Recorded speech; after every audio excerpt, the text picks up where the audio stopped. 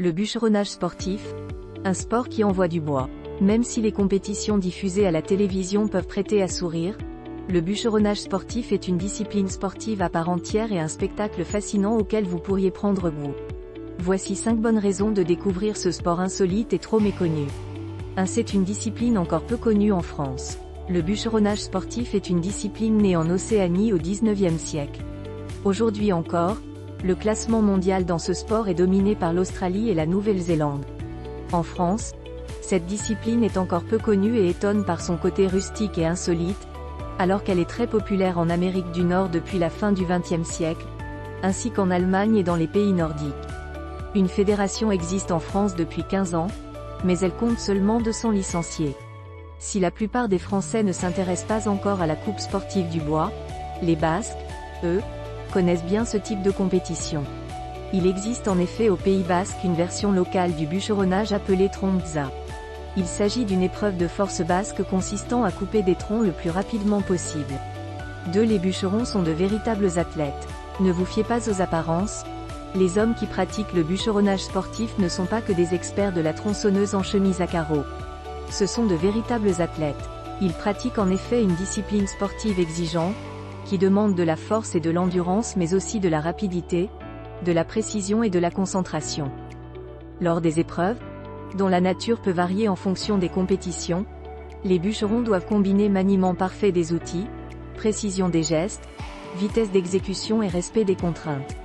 3. Ils s'affrontent sur différentes techniques de coupe. Même si le bûcheronnage sportif consiste à couper du bois, les compétitions dans ce domaine sont plus subtiles qu'on pourrait le croire.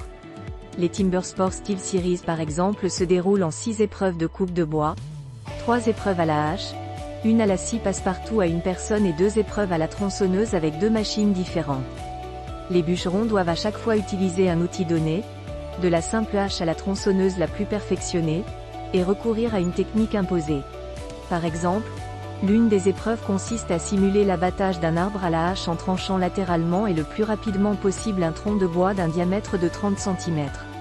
Une autre épreuve consiste à fendre un arbre déjà abattu le plus vite possible. Vous l'aurez compris, ce sport où l'on coupe du bois est une discipline régie par des règles strictes. Les compétitions officielles ont d'ailleurs recours à l'arbitrage vidéo depuis 10 ans, soit bien avant le football. 4. Le spectacle est impressionnant. Avec des machines de coupe parfois surpuissantes et des morceaux de bois d'une taille impressionnante, le bûcheronnage sportif offre du grand spectacle aux spectateurs et téléspectateurs qui suivent les compétitions. Ce n'est pas un hasard si ce sport émerge en France attire de plus en plus l'attention des médias et en particulier des chaînes de sport en quête de diversité.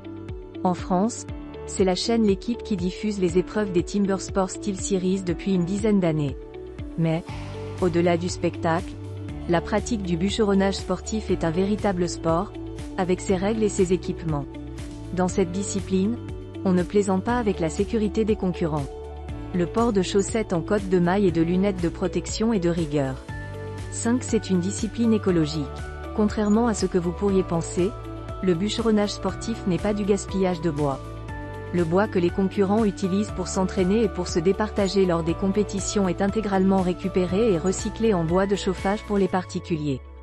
Avec son approche écologique et le retour en force du chauffage au bois en France, cette discipline est vraiment dans l'air du temps.